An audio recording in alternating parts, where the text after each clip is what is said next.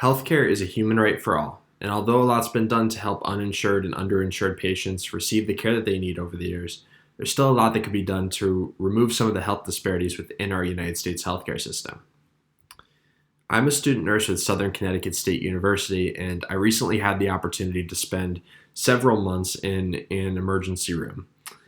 Now, in this time, I learned so much about patient care and also about the health disparities within the healthcare system. Now, I originally went into the emergency room thinking that it'd be like TV. It'd be like limbs falling off and blood and gore and whatever.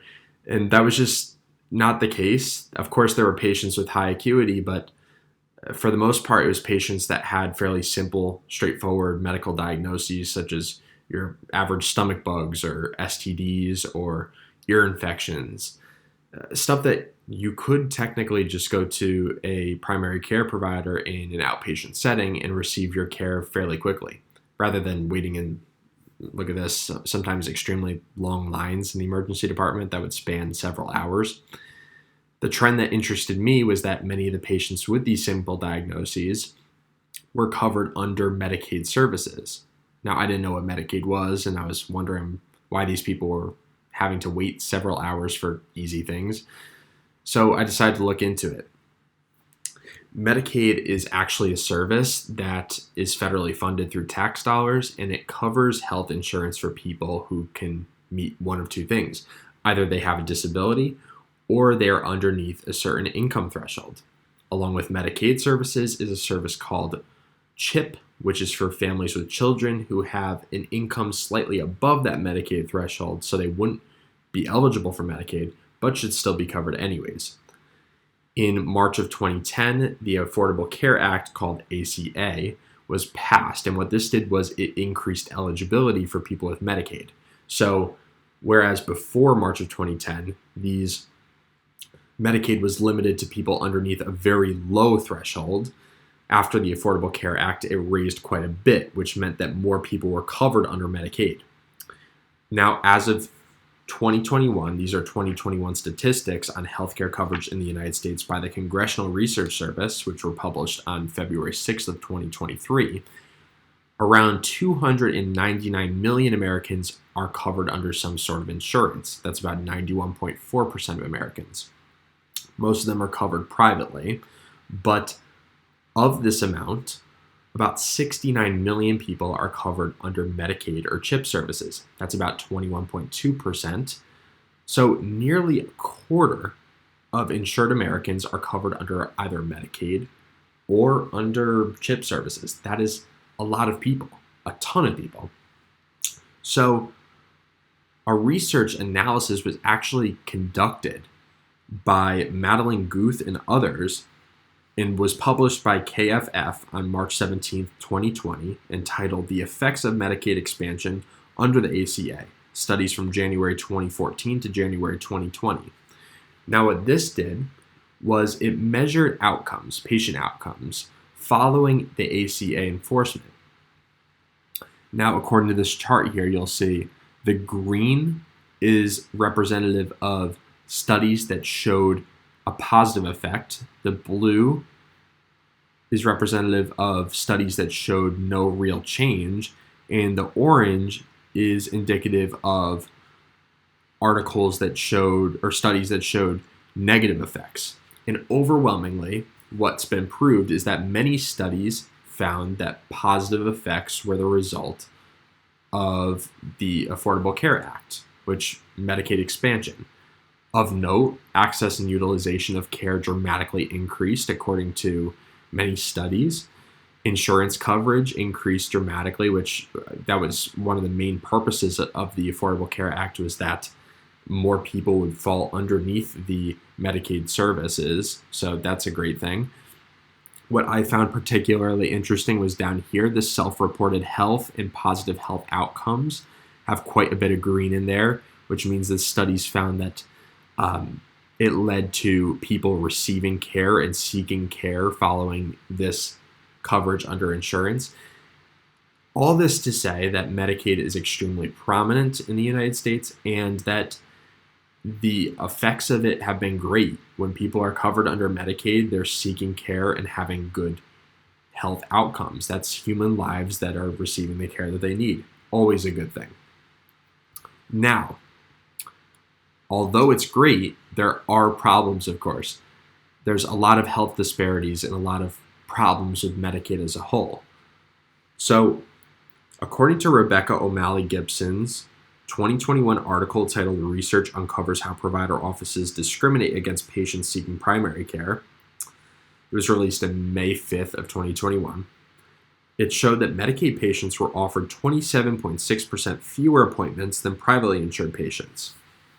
Another statistic, which was by MacPac in its 2021 article titled "Physician Acceptance of New Medicaid Patients, Findings from the National Electronic Health Record Survey," it found that physicians were less likely to accept new patients insured by Medicaid than they were with private insured patients. Now, when a Medicaid patient would ask for care by a provider, they would be accepted only 70.8% of the time, as compared to someone who was privately insured who asked for care and received it 90% of the time. That's about a 20% difference between Medicaid and private insurance. Now, how could this be? These two statistics clearly show that Medicaid patients have some sort of inequality where they're not taken in at the same rates as privately insured patients are.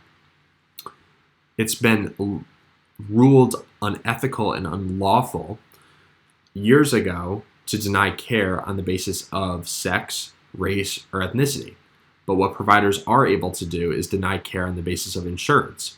According to the American Medical Association's Code of Ethics, it states that physicians are not ethically required to accept all prospective patients. This means that providers are able to see that a patient has Medicaid and deny the care to them and instead take on a privately insured patient. Why would they do this? Well, Medicaid actually pays in lower rates than private insurance companies do, which means that that's less money that the provider is receiving. In addition, there's also a lot of extra paperwork that goes into taking on a Medicaid patient. This is both seen as a inconvenience for providers. So a lot of providers actually just don't accept Medicaid patients at all, which makes it difficult to find providers that do. And that's just bad. And it leads to a lot of these people needing to wait in these very long emergency room lines in order to receive their care because providers don't take them in anywhere else. So that could be one of the reasons why I was seeing so many emergency room patients with fairly easy diagnoses. Now, clearly there were some faults with Medicaid, but it was better than nothing. And a lot of patients are about to lose it. Actually, it predicted 15 million people. And to remember what I stated earlier, there's 69 million people just about that have it currently. About 15 million people are about to lose their Medicaid.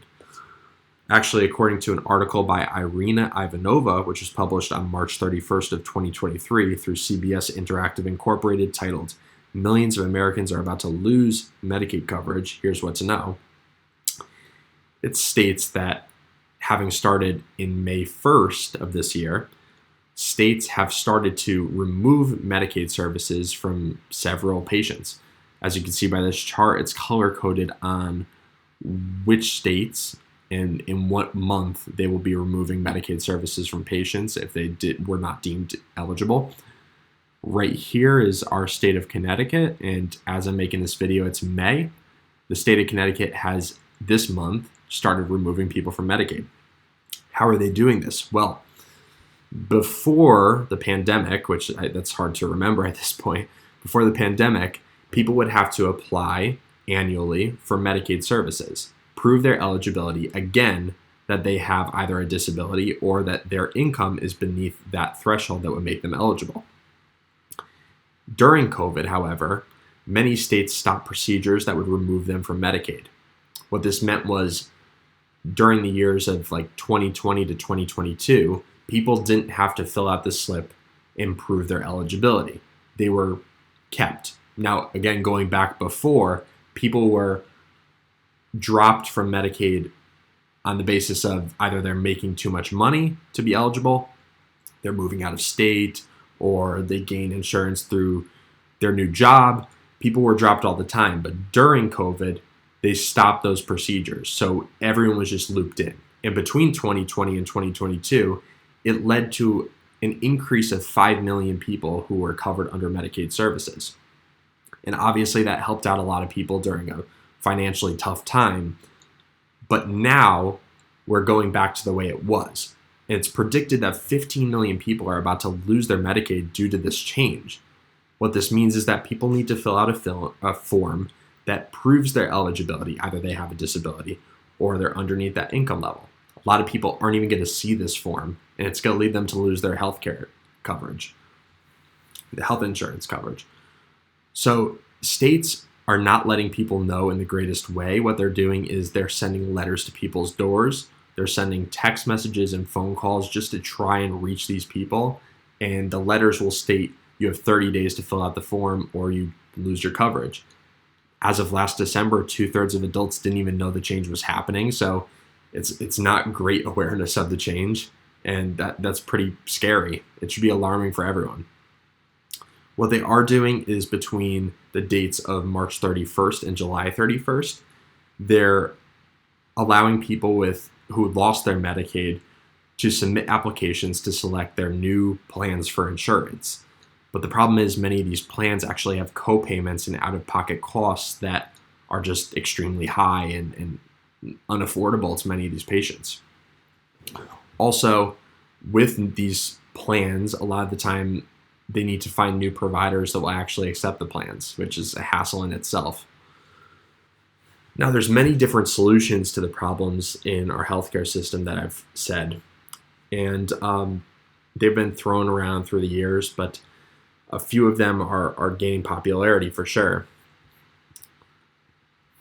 Now, one of the big ones is a single-payer healthcare system, sometimes called Medicare for All. Dr. Andrea Christopher's 2016 article titled Single-Payer Healthcare, Pluses, Minuses, and What It Means for You, which was published by the Harvard Health blog. What it does is it explains what the single-payer healthcare system is. So currently there's Medicare, which is a federally funded service for people over the age of 65 to receive health insurance. What this means is that service will now open up to all tax-paying Americans. In this system, the entire population will pay increased taxes because that's what's going to pay for it. They will pay more in taxes, all to the government, which will pay for all, if not most, of healthcare costs. And that's the way that we will receive healthcare. Instead of having private insurance and Medicare and Medicaid, everyone will be under Medicare because we're all paying taxes for the same health insurance. What this would do is it puts everyone on a level playing field. Providers don't have the excuse of having to fill out so much more paperwork, and there's a lot of benefits to doing it that a lot of countries have already reaped since they've started this single payer system. It's a fairly common system in other countries. One of the benefits is actually that medications and procedure costs would go down significantly since there's one set price for it. But one of the big things for marginalized groups is that everyone's on the same playing field. There's really no denying care on the basis of insurance since everyone's got the same one. Now, that's a really big change to make, and there's, of course, smaller changes that we can make that are possibly more reasonable at this time. One of which is to increase eligibility again. As we've seen from the Affordable Care Act, increasing eligibility leads to better health outcomes. So to do it again, predictably, it covers even more individuals who are currently uncovered. It's about 9% of Americans that don't have insurance. Covers more of them, and that could potentially lead to better health outcomes. Another would be to increase access to providers and specialists. According to an article by Amelia Ott, which was published by the CT Examiner in January 2021, entitled Conley Reintroduces Bill Increasing Access to Specialists for Medicaid Patients, Connecticut State Representative Christine Conley is introducing a bill to state legislators to make it easier for New London County Medicaid patients to receive specialist care. A lot of these people require specialists, but have to travel to the big cities of New Haven or Hartford, which is sometimes like an hour away, to receive the care.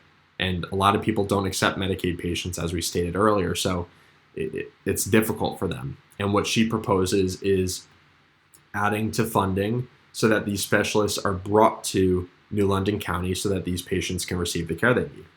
Now, that's a lot of money, and that's one of the reasons why the bill has not been passed yet, is because it's a lot of money to bring specialists into areas.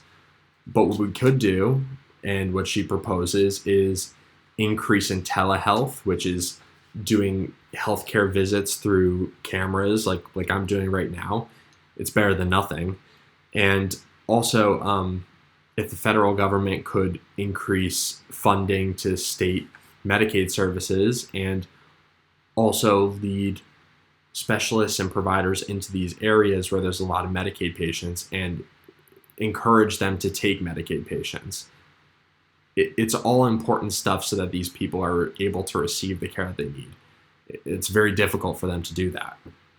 Now, regardless of which option or options we choose, something should be done to help marginalized groups receive high quality and effective health care. It's extremely important and should be of the utmost importance for us.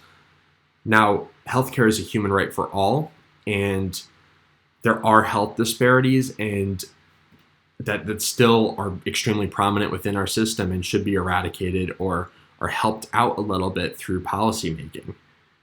Medicaid has helped to provide health care to several people. It's now about 69 million people, but despite this, there's still a lot of problems with it, of which providers are able to deny care to the patients because of the low rates that they pay and the paperwork they have to do.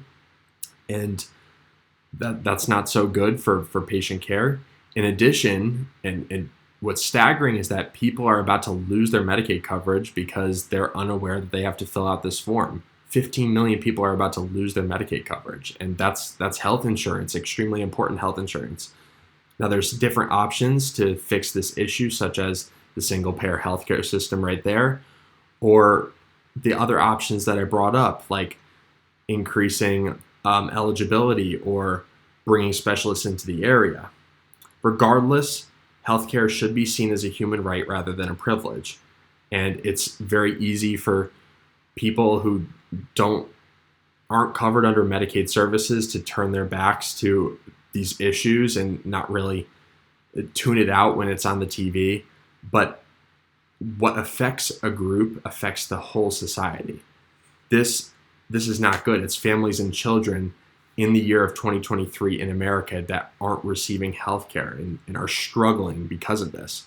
It's important for us to tune in and make sure that policies are done and interventions are done to help these marginalized groups out, because healthcare is a human right for all.